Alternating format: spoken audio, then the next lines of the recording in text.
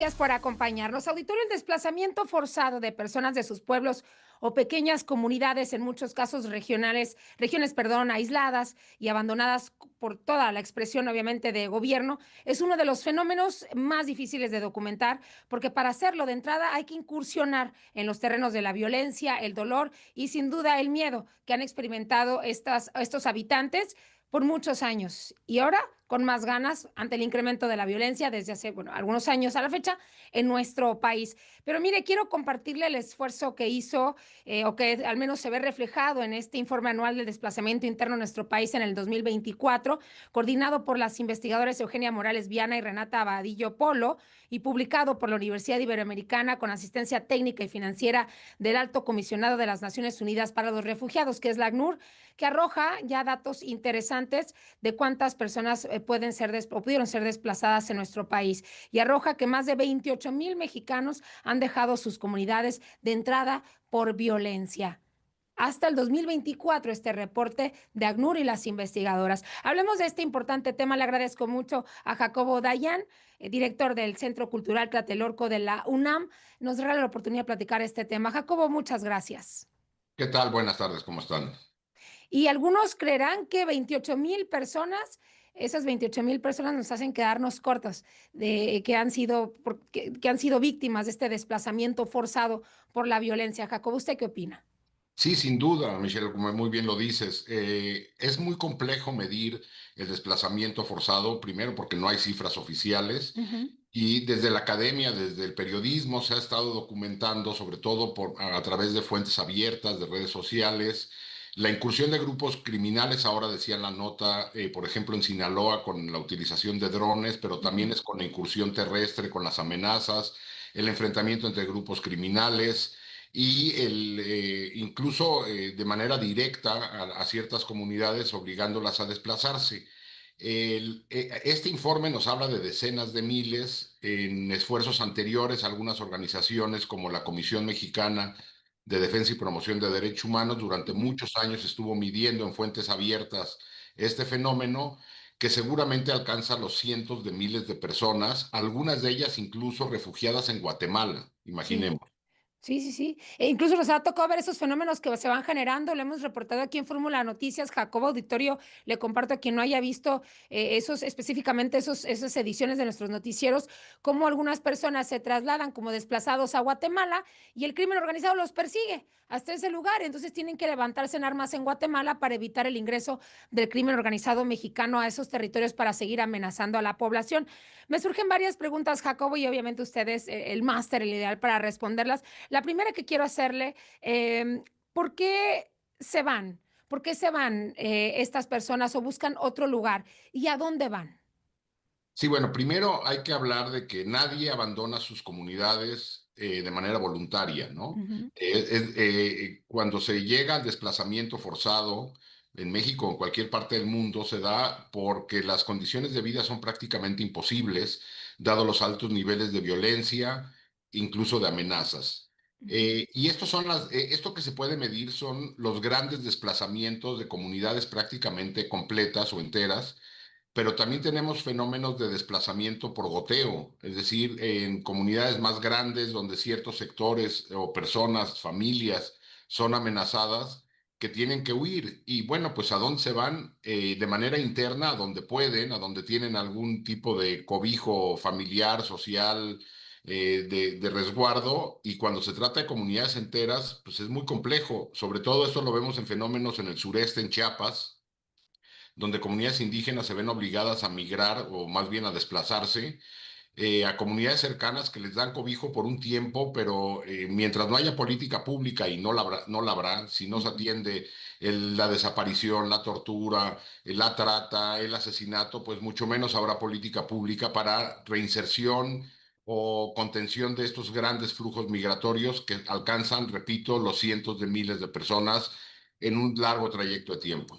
Así es. Y Jacobo, y mientras usted lo mencionaba, pensaba también, cuando le hice la pregunta que a dónde van, imagina tener que trasladarse a un lugar donde, bueno, no es de entrada, posiblemente no están las tradiciones que normalmente, obviamente pues, rigen a esta comunidad, que es, por lo general, estas comunidades aisladas o pequeñas en muchos estados del país, y también esa adaptación muy difícil, ¿no? Sobre todo cuando se van a grandes ciudades, ¿no? Huyendo de la violencia específicamente, aunque hay otros factores también que los hace moverse, pero este habla específicamente de la violencia. ¿Qué genera también el movimiento del desplazamiento? La falta de presencia de autoridades, independientemente del tipo de estrategia que se van tomando, el no sentirse protegidos de cualquier evento de violencia.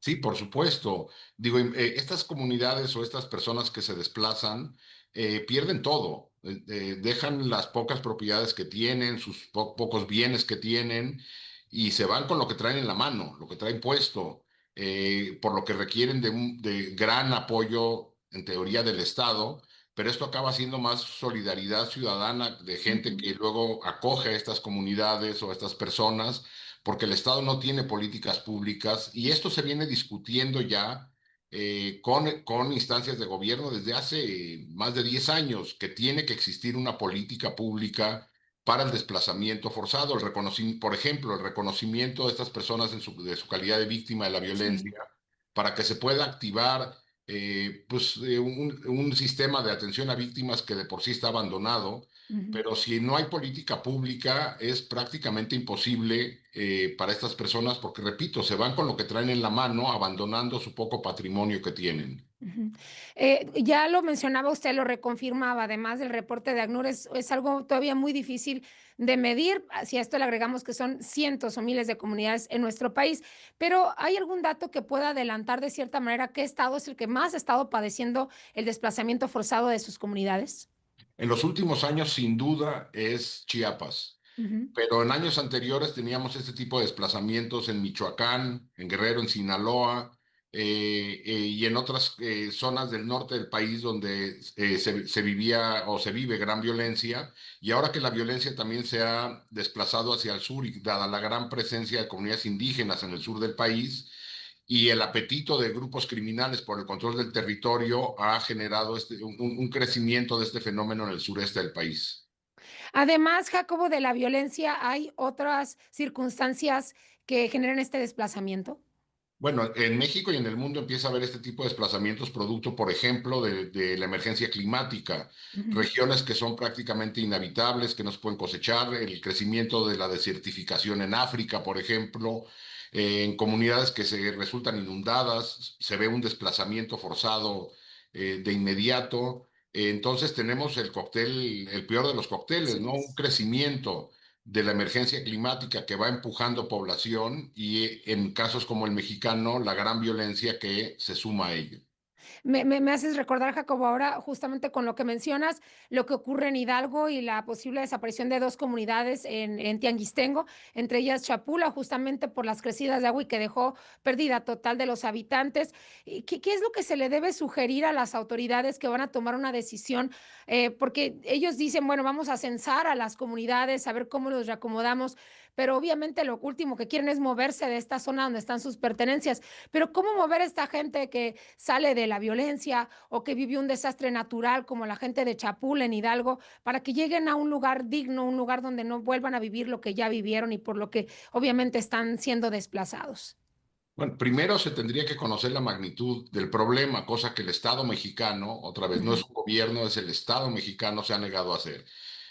Tanto a los gobiernos federales como los estatales, tener una claridad de la magnitud del problema y en muchos de los casos las comunidades van advirtiendo y van alertando, pidiendo auxilio, porque la violencia no llega de un día para otro. En algunos casos sí, pero en muchos de los casos la violencia se va presentando, se va acercando y los va cercando.